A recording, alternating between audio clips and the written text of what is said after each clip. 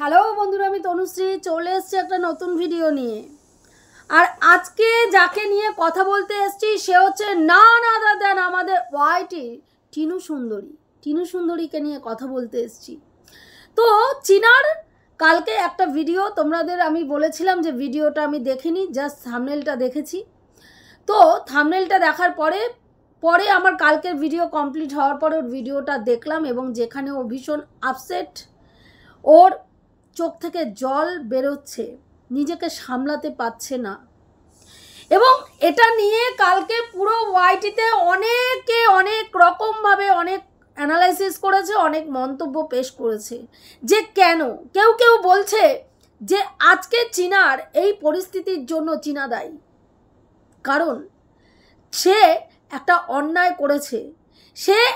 অন্যায় করেছে এবং সেখান থেকে বাড়ি থেকে বেরিয়ে গিয়ে যে অন্যায়টা করেছে তার ফল আজকে সে ভোগ করছে। একটা মেয়ে একেবারে বাচ্চা একটা বয়সে যখন সে স্কুল থেকে স্কুল পাশ করে সদ্য আর কি 11-12 গণ্ডিতে গেছে, সেই সময় তার বাড়ির লোকরা তাকে দেখে শুনে একটা ছেলেকে বিয়ে দিয়ে দেয়, একটা ছেলের সাথে বিয়ে দিয়ে দেয় যার সঙ্গে বয়সের এজ ডিফারেন্স প্রচুর, অনেকটা এজ ডিফারেন্স রয়েছে। সেখানে সেই ছেলেটাকে জানা না জানার মাঝখানে জায়গাতে দাঁড়িয়ে থেকে ছেলেটিকে কিন্তু সে বিয়ে করে, যেখানে তাকে সম্পূর্ণভাবে জানা বা বোঝার কোনো চান্সই পায় না। এবং সেইখানে যখন একটা বিবাহিত সম্পর্ক তৈরি হওয়ার জায়গা তৈরি হয়, একটা বিবাহিত সম্পর্ক প্রেমের বিয়েতে কি হয়, আগে মনের সঙ্গে মনের অ্যাটাচমেন্ট হয়, তারপরে গিয়ে তার সঙ্গে শারীরিক বন্ধনে আবদ্ধ হয়।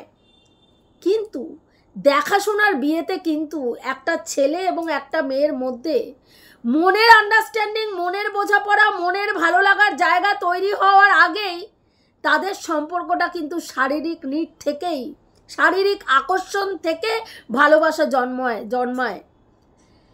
যদিও এখন বর্তমানে কিন্তু ভালোবাসা সম্বন্ধ দেখে বিয়ে হলেও অনেকটা প্রেমের মতন হয়ে যায়। প্রথমে সম্বন্ধ দেখা হয়, দুই তরফের পাকা কথা হয়ে গেল, তারপরে কিন্তু ছেলে এবং মেয়ে উভয়কে দেখে এবং তারা যোগাযোগ করে, তারা ফোনে গল্প করে, অনেকটা মোটামুটি সড়গড় হয়ে যায়। কিন্তু চীনার ক্ষেত্রে কিন্তু সেটা হয়নি।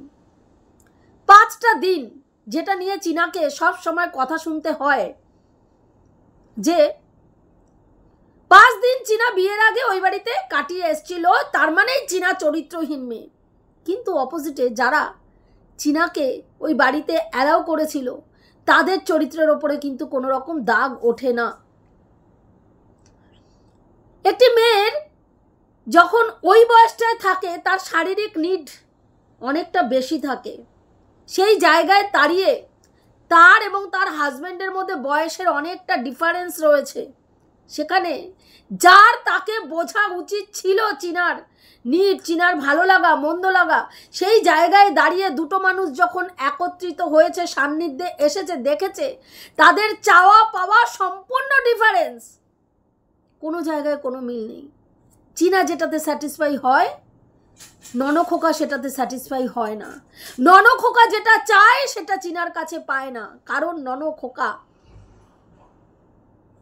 অনেক জায়গায় ঘুরে ঘুরে আসা জিনিস এবং সেই জায়গায় দাঁড়িয়ে যথারীতি তাদের দৈহিক নিডটা সেইভাবে ফুলফিল করতে পারে না, দুজনকে স্যাটিসফাই করতে পারে না। এবং যেখান থেকে তাদের মনের মধ্যে শুরুতেই সম্পর্কটা বাধাপ্রাপ্ত হয় এবং সেই বাধাপ্রাপ্ত হওয়ার জায়গা থেকেই কিন্তু ছোট ছোট দোষ ত্রুটিগুলো ধরা প্রথম দিন থেকেই শুরু হয়। তোমরা যদি দেখে থাকো যে তোমাদের মনে আছে চীনা প্রথম বলেছিল যে বিয়ের পর দিনই বউ ভাত, যেটা একটা ছেলে এবং মেয়ের একটা স্বপ্ন থাকে, প্রত্যেকটা নারী পুরুষের নিজের বউ ভাত নিয়ে একটা বিশেষ স্বপ্ন থাকে। সেই জায়গায় দাঁড়িয়ে বউ ভাতের পরের দিনই কিন্তু চীনাকে শুনতে হয়, বাবার জন্মে বেসিন দেখিসনি। কারণ শুরুয়াতটাই তাদের ঠিক ছিল না। এবার সংসারের চাপে আমরা মেয়েরা নিজেদের দৈহিক চাহিদার কথা কিন্তু ভুলেই যায়। বিশেষ করে একটা সন্তান হওয়ার পরে দৈহিক চাহিদা কি গায়ে দেয় না মাথায় মাখে? দৈহিক চাহিদার কথা স্বামীকে বলা যায়? বহু মেয়ের জীবন এভাবেই কেটে যায়, তারা ভাবেই না, তারা সন্তান নিয়ে ব্যস্ত থাকে। এবং সেই জায়গায় দাঁড়িয়ে স্বামী দেবতাগুলো, অনেক স্বামীরা এমন আছেন যারা অপকর্মে লিপ্ত হয়ে যান, একাধিক মহিলার সঙ্গে অপকর্মে লিপ্ত হয়ে যান। মেয়েরা কিন্তু সমস্ত পরিস্থিতির সঙ্গে মেনে নেয়, মানিয়ে নেয়। কোনো মেয়েকে আজ পর্যন্ত দেখবেন না যে তার দৈহিক চাহিদা বা দৈহিক নিডের জন্য সে শ্বশুর বাড়ির সঙ্গে আন্ডারস্ট্যান্ডিং করছে না।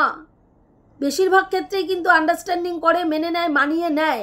এবং এই মেনে নেয়, মানিয়ে নেয় করতে করতে করতে করতে একটা মেয়ে একদিনকে একটা জীবন্ত লাশে পরিণত হয়ে যায়, জীবন্ত লাশে পরিণত হয়ে যায়। কম্প্রোমাইজ করতে করতে, কম্প্রোমাইজ যখনই তুমি কোনো সম্পর্কের সঙ্গে করবে, তখন তুমি জানবে তুমি তোমার মৃত্যু নিজেই ডেকে এনেছো। চীনা কিন্তু প্রথম থেকেই তার সম্পর্কটাকে বয়সের ডিস্টেন্স, শারীরিক চাহিদা ফুলফিল হচ্ছে না, মানসিক চাহিদা ফুলফিল হচ্ছে না, নিজের ছোট ছোট চাওয়া পাওয়া কোনো কিছুই সে পাচ্ছে না, তারপরেও কিন্তু সে মানিয়ে নিচ্ছিল বিগত 5 বছর থেকে। কিন্তু সেই জায়গায় বাত কখন সাধলো? যখন তাদের সম্পর্কের মাঝখানে একটা মিষ্টি হাওয়ার মতন এসে টপকে পড়ল আমাদের এই দীপ্তবাবু, এবং তার কৃত্রিম জগতের গল্প, তার সুন্দর সুন্দর স্বপ্ন দেখানো, তার কারণে অকারণে চীনার ওপরে কি বলে যত্ন নেওয়া, তাকে বলা তুই এখনো খাসনি, তুই এখনো ঘুমাসনি, তুই কখন খাবি, তুই কখন ঘুমাবি, মানে কেয়ারিং, যেটা চীনা বারবার চাইছিল, যেটা প্রত্যেকটা মেয়ে চায় তার স্বামীর কাছ থেকে, কেয়ারিং, একটু প্যাম্পার করা, একটু কেয়ার করা, একটু আগলে রাখা, একটু যত্ন করা। সব মেয়েরা চায়, বিশ্বাস করুন, সব মেয়েরা চায়।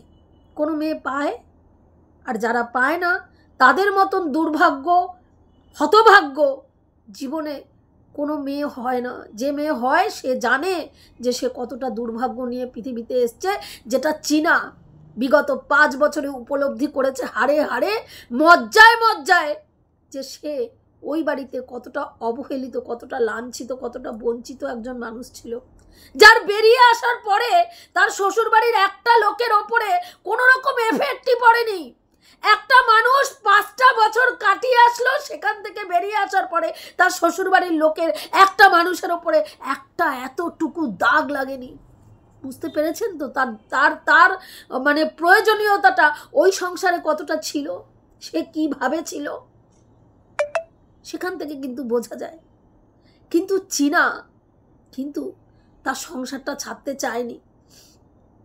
চীনা তার স্বামীকে কখনোই কারো কাছে ছোট করতে চায়নি, যেই কারণের জন্য বেরিয়ে আসার পরেও চীনা কিন্তু মুখে জিভ টেনে দীর্ঘদিন, অন্তত 2 সপ্তাহ মতন পরে চীনা মুখ খুলেছে, চীনা ক্যামেরা খুলে সামনে এসছে। তার আগে কিন্তু চীনা কোনো রকম কিচ্ছু জানায়নি, কারণ চীনার বিশ্বাস ছিল সে তার সংসার জীবনে আবার ফিরে যাবে। চীনা ভেবেছিল 5 বছরে হয়তো তার স্বামীর মনে কোথাও না কোথাও এতটুকু ভালোবাসা জন্মেছে, সে আসবে আমাকে মানাতে, মানিয়ে নিতে, একটু প্যাম্পার করতে, একটু আমার অভিমান ভাঙাতে। কিন্তু সেটা হয়নি, সেটা হয়নি। এবং সেই জায়গা থেকে আজকে এই বিপত্তি, এবং সেটা নিয়ে এত কাদা ছোড়াছুড়ি করে আজ তার মানসিক স্থিতি এই জায়গায় এসে দাঁড়িয়েছে। আজকে চীনা হয়তো কোনো দিনও, চীনা এমন টাইপের একটা মেয়ে, চীনাকে আমরা যারা দেখেছি, মানে ভিডিওর মারফত দেখেছি, তারা বুঝেছি চীনা আনন্দ হই হুল্লোড় করতে পারা একটা মেয়ে, চাওয়া একটা মেয়ে, এবং হই হুল্লোড়ের মধ্যে থেকে সে বড় হওয়া একটা মেয়ে। সেখানে সে ইয়ার্কি, সে ছোট ছোট খুনসুটি করা, ইয়ার্কি ফাজলামি করা, সে কঠিন থেকে কঠিন পরিস্থিতিকে হেসে উড়িয়ে দেওয়া, এমন টাইপের একটা মেয়ে। এবং সবাইকে নিয়ে চলা একটা মেয়ে, একা খাবো, একা পড়বো, একা বাঁচবো, একা চলবো, একাই রাজত্ব করবো, একাই সব গ্রাস করবো, এই ধরনের মেন্টালিটির মেয়ে চীনা নয়। কিন্তু আজকে তাকে একা থাকতে হচ্ছে, তার অত বড় একটা ফ্ল্যাটের মধ্যে সে একা। যখন মানুষ একা থাকে না, যখন মানুষ থাকে, সেই একাকিত্বটা গ্রাস করতে আসে। অনেকে একাকিত্বকে জয় করতে পারে, যারা জয় করতে পারে তাদের একটা সময় এমন হয় তাদের একা থাকতেই ভালো লাগে, কিন্তু অনেক পরিস্থিতিতে এমন হয় একাকিত্ব মানুষকে ডিপ্রেসড করে, ডিপ্রেশনে নিয়ে যায় একাকিত্ব মানুষকে। সব আছে কিন্তু তবু মনে হয় আমার কিচ্ছু নেই, কেউ নেই, আমার পাশে দাঁড়ানোর কেউ নেই। আর চীনা সব সময় আগলে রাখার মতন একটা মানুষ চেয়েছিল, যেটা কিন্তু চীনা তার স্বামীর ওপরে কিন্তু পুরোপুরি ডিপেন্ডেবল ছিল। কেন আমরা বুঝতে পারি, কারণ চীনা কিন্তু ব্যাংকের কোনো কাজ নিজে জানতো না।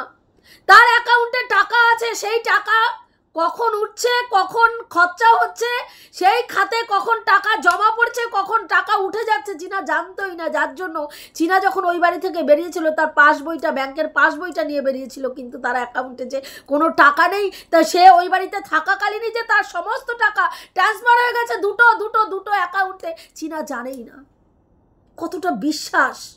কতটা বিশ্বাস থাকলে একটা মেয়ে তার স্বামীর ওপরে, যে তার ব্যাংকের 5 লাখ টাকা তার অজান্তেই উঠে গেল, সে জানতেও পারেনি। তার ঘটে জমানো 1,75,000 টাকা সম্ভবত সে দিয়ে দিয়েছিল। আজকে সেই বাড়িতে তার কোনো অধিকার নেই।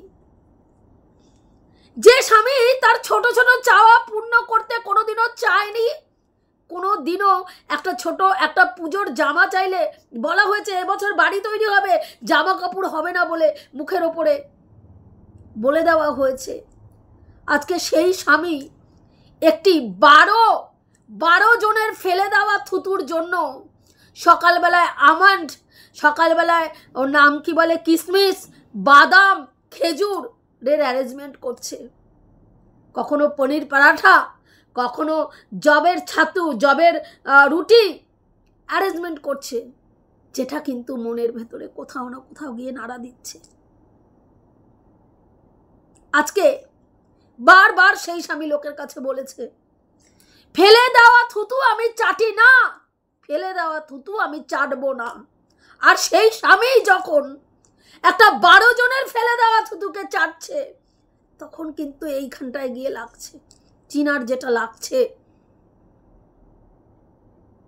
আজকে চীনার ছেলেটা তার মায়ের জন্য একটা বিষণ্ণতার মধ্যে বাচ্চাটা পুরো আবদ্ধ হয়ে গেছে। বোঝা যাচ্ছে বাচ্চাটার মধ্যে সেই যে বাচ্চাটার ছটপট ভাব, সেই যে বাচ্চাটার একটা চুলবুলে প্যান, সেটা কিন্তু আমরা মিস করছি। কারণ বাচ্চাটার ওপরেও বাবার এই টাইপের চলন বলন বাচ্চাটার মনের ওপরেও কোথাও না কোথাও এফেক্ট করছে, যেটা চীনা বুঝতে পারছে। আর বুঝতে পারছে বলে তার ভেতরের ছটপটানিটা আরো বেড়ে গেছে, কারণ সে মা।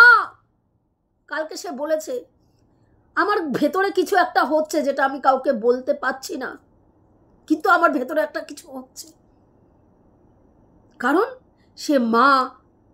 তার সন্তানটা খারাপ রয়েছে। এতদিন চীনা সব কিছুর সঙ্গে লড়াই করে গেছে একটাই জিনিস ভেবে, যে তার সন্তানটা ভালো আছে, তার সন্তানকে তার বাবা আগলে রেখেছে, তার সন্তানকে তার বাবা কখনো অবহেলা করছে না। এটা কিন্তু চীনার মধ্যে একটা বিশ্বাস ছিল, এবং যেই বিশ্বাসের জায়গা থেকে চীনা কিন্তু লড়াইটা করছিল। চীনা কিন্তু ক্যাজুয়ালি ওই বাড়ি থেকে বেরিয়ে এসছে, এত ডিপলি চিন্তা ভাবনা করে যে ও এই বাড়িতে ঢুকতেই পারবে না, এটা কিন্তু চীনা ভাবেনি। যদি ভাবতো, প্রথম দিনে চীনা 498 করতো, চীনা সেটা ভাবেনি। চীনার টনক কোন দিন নড়েছে, যেদিনকে চীনার কাছ থেকে চীনার মাতৃত্বকে কেড়ে নেওয়ার চিন্তা করা হয়েছে, এবং মাতৃত্বকে কেড়ে নেওয়ার জন্য চীনার ওপরে একাধিক শর্ত আরোপ করা হয়েছিল। তার মধ্যে জাস্টের ওপরে তুলে নেওয়া, মানে দেওয়া কেসটাও তুলে নেওয়ার কথা বলা হয়েছিল। সেদিনকে চীনা রিয়ালাইজ করেছে যে সে তার স্বামী তার সম্বন্ধে কি চিন্তা করছে, এবং তার স্বামী তার কাছ থেকে তার সন্তানের অধিকার পুরো কেড়ে নিতে চাইছে, তার মাতৃত্বের অধিকার কেড়ে নিতে চাইছে। সেদিনকেই কিন্তু চীনা টনকটা নড়েছে, তার আগে পর্যন্ত চীনা কিন্তু এতটা গভীরভাবে ভাবেনি বিষয়টা। আর আজকে চীনা দেখতে পাচ্ছে তার বাচ্চার মাথার ওপরে কোন কোন পেতনি ভর করতে চলেছে, কোন কালনাগিনীর ফোনা তার বাচ্চার ওপরে পড়তে চলেছে, সেটা কিন্তু আজকের ডেটে চীনা রিয়ালাইজ করতে পারছে। এবং যতবারই রিয়ালাইজ করছে ততবার সে আতঙ্কগ্রস্ত হচ্ছে, আর সেই আতঙ্কগ্রস্ততার থেকে সে ইনসিকিওর হয়ে যাচ্ছে, তার বাচ্চার ভবিষ্যৎ নিয়ে ইনসিকিওর হয়ে যাচ্ছে। এবং সেই জায়গাটা আজকে তাকে এমনভাবে হ্যামার করছে তার মাথায় যে সেটা সে নিতে পারছে না। নাহলে এতদিন চীনা কিন্তু সমস্তটাই একা হাতে মেনটেন করেছে। আজকে তাকে তার বিজনেস দেখতে হচ্ছে, মাল আনতে নিজেকে হচ্ছে, প্যাকিং নিজেকে করতে হচ্ছে, অর্ডার নিজেকে নিতে হচ্ছে, সেগুলোকে আবার অর্ডার নেওয়ার পরে সেগুলোকে প্যাকিং করে আবার জায়গা মতন পৌঁছেও পর্যন্ত তাকেই দিতে হচ্ছে। সমস্তটা করার পরেও তার মনের মধ্যে কোথাও না কোথাও একটা শান্তি ছিল। তার সঙ্গে আবার তার এই যে প্রমোশনাল ভিডিওগুলো, প্রমোশনাল অ্যাডগুলো করতে হচ্ছে, সেখানে তবুও তার মনে একটা কোথাও না কোথাও শান্তি ছিল যে যাই কিছু করছি, আমার ছেলেটাকে আনার জন্য যে লড়াইটা করছি, আমি আমার ছেলে এক হব, খুব শিগগিরই এক হব, সময় লাগছে, কিন্তু ছেলে তো ওখানে ভালো আছে, ছেলে তো ওখানে ভালো আছে, যেটা কিন্তু আজকে চীনা নিজের মনকে একটা বারের জন্য সান্ত্বনা দিতে পারছে না যে আমার ছেলে ভালো আছে। ওর অন্তরাত্মা বলছে ওর ছেলে ভালো নেই, কারণ নারীর টান, সন্তানের ক্ষতি, সন্তান কষ্ট থাকলে মা সবার আগে টের পায়, যেটা আজকে চীনা পাচ্ছে এবং চীনা যন্ত্রণায় ছটফট সেই কারণে করছে। কিন্তু কিছু কিছু মাদের দেখলাম আমি ওয়াইটিতে, তারা নিজেরাও এক একজন মা বলছে যে ওর আজকে কষ্ট হচ্ছে এটা ভেবে, যে ও যেটা ভেবে বেরিয়েছিল যে স্বামী দেবতাটি ওর পায়ের সামনে গিয়ে পড়বে, ওকে তেলিয়ে তুলিয়ে নিয়ে আসবে, না তোমাকে ছাড়া তো আমার ঘরে টাইলস বসবে না, তোমাকে ছাড়া তো আমার বাড়ির দেয়াল হবে না। সত্যি কি যারা বলছেন তারা নিজের বিবেককে একটু প্রশ্ন করবেন তো, যে চীনাকে ছাড়া সত্যিই কি ননখোকার জীবনের বাড়ির একটা ইট গাঁথা হয়েছে চীনাকে ছাড়া? একটা দিন চীনাকে বিক্রি না করে তাদের ওই আলিশান বাংলো হয়েছে কি নিজেদের প্রশ্ন করবেন। কন্টেন্টের জন্য অনেক কিছু বলেন, বিবেককে বিসর্জন দিয়ে বলেন। একটা বাচ্চা মেয়ের সামান্য একটা ভুলের জন্য যাকে মাঝরাত্রিরে বাড়ির থেকে বের করে দেওয়া হলো, যেই ভুলটা সংশোধন করা যেত, যেই ভুলটা একটু ভালোবাসার ছোঁয়া দিয়ে, একটু আবেগ দিয়ে কাছে টেনে নিলেই ঠিক হয়ে যেত, সেইটাকে তার স্বামী একেবারে বিজনেস পারপাস, টাকা ইনকামের একটা কন্টেন্ট বানিয়ে নিয়ে পুরো সোশ্যাল মিডিয়ায় বিগত 1.5 বছর থেকে একেবারে চব্য করে রসিয়ে কষিয়ে মশলা মাখিয়ে একাধিক কন্টেন্ট ক্রিয়েটারকে দিয়ে বিক্রি করালো। আজকে তারা বলছেন যে আরে ও তো এটা হবে ভাবেনি, তার স্বামী দেবতাটি ভেবেছিল তার পায়ের তলায় গিয়ে গড়াগড়ি খাবে, কিন্তু এখন সে দেখছে তার স্বামী দেবতাটি অন্যের কোলে দোল খাচ্ছে, যেটা সে মানতে পারছে না। যারা বলছেন তারা একটু ভেবে দেখবেন, তারা হলে পারতেন তার স্বামী দেবতাটি একটা নোংরা, একটা 12 জনের ফেলে দেওয়া থুতু চেটে বেড়াচ্ছে, এবং যেই থুতুটা চাটার পরে তার শরীর খারাপ হতে পারে, তার ফ্যামিলির লোকদেরও তার প্রভাব পড়তে পারে তার ওই ফেলে দেওয়া থুতু চাটার জন্য, সেটা নিয়ে চিন্তা করাটা বা চিন্তাগ্রস্ত হওয়াটা কি অন্যায়? আমার মনে হয় অন্যায় নয়। যে কোনো শুভবুদ্ধি সম্পন্ন মানুষরা সেটাই চিন্তা করবেন, যেই কারণের জন্য কিন্তু আজকে ননখোকার পাশ থেকে ননখোকার ওয়েল ভিসার যারা ছিল তারা সরে গেছে, কারণ তারাও বুঝতে পারছে ননখোকা কোন গাড্ডার মধ্যে গিয়ে ঢুকেছে। আর চীনা চিন্তাগ্রস্ত হয়ে পড়ছে তার সন্তানের জন্য, তার সন্তানের ভবিষ্যতের কথা চিন্তা করে। যে সন্তানকে ওখানে রেখে এসেছিল এবং বারবার চীনা বলেছিল আমি এমন কিছু সিদ্ধান্ত নেব যাতে বাচ্চা মাকেও পায়, বাচ্চা বাবাকেও পায়, কিন্তু বাবার বক্তব্য মায়ের কোনো ছায়া সন্তানের ওপর পড়বে না, মা আমার সন্তানের জীবন থেকে মৃত হয়ে গেছে, মৃতই থাকবে, দরকার হলে কাল নাগিনী ডাকিনী যোগিনী যাকে নিয়ে আসবো তাকে মা বলে সম্বোধন করবে, কিন্তু ও নিজের মাকে ও পাবে না, কারণ এটা আমি চাই না।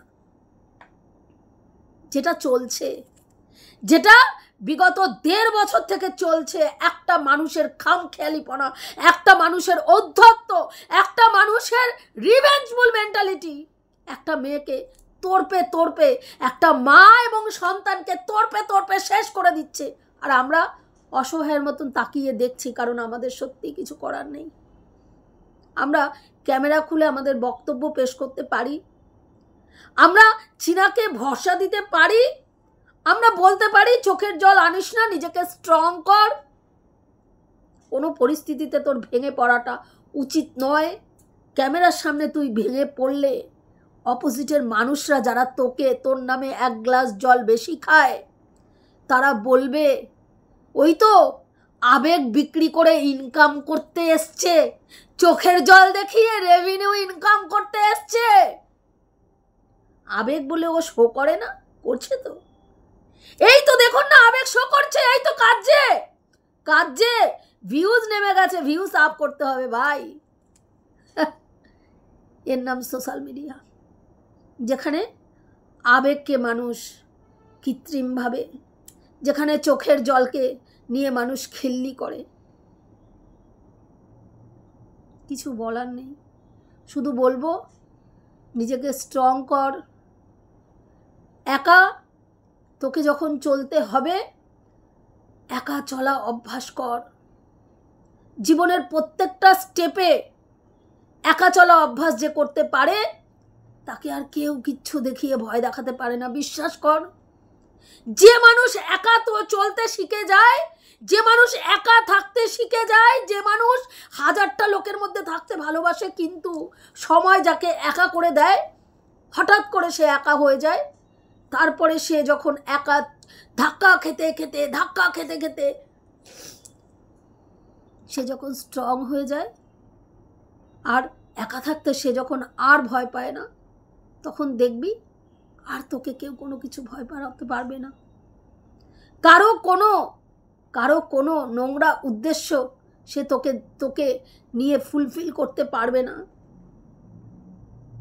আজকে তোর মা বাবা তোর মাথার ওপরে রয়েছে, কিন্তু এমন বহু মেয়েরা রয়েছে যারা বিবাহিত জীবনেও একদম একা হয়ে বেঁচে রয়েছে। তাদের না আছে বাবা, না আছে মা, না তাদের মনের কথা শোনার কেউ আছে, না তাদের শক্ত করে হাত ধরার কেউ আছে। তারা কিন্তু এইভাবে বেঁচে রয়েছে, মৃত জীবন্ত একটা লাশের মতন বেঁচে রয়েছে। বহু মেয়ে এরকম রয়েছে। সেই জায়গায় আমি বলবো তুই অনেকটা ভাগ্যবান, তুই অনেকটা ভাগ্যবতী যে মা বাবা তোর সঙ্গ দিচ্ছে, অন্তত চেষ্টা করছে তোকে সঙ্গ দেওয়ার। চাইলে এটা হতেও পারে যে তোর জীবনে এমন একটা মানুষ আসলো যে তোকে তার সর্বস্বটা দিয়ে আগলে রাখলো, হতেই পারে। আজকে নেই তো আফসোস করার কিচ্ছু নেই। তোকে সন্তানের জন্য নিজেকে সুস্থ রাখতে হবে, ভালো থাকতে হবে এবং যত শিগগিরই সম্ভব সন্তানকে নিজের কাছে আনতে হবে, কারণ বাচ্চাটা ঠিক তোরই মতন অনেক কিছু সাফার করছে যেটা আমরা দেখতে পাচ্ছি। তো এটুকুই বলার ছিল বন্ধুরা। আমি যে কথাগুলো বললাম ঠিক বললাম না ভুল বললাম অতি অবশ্যই কমেন্ট করে জানিও। রাখছি, দেখা হবে নেক্সট ভিডিওতে। প্রত্যেকে ভালো থেকো, তনুশ্রীদির পাশে থেকো।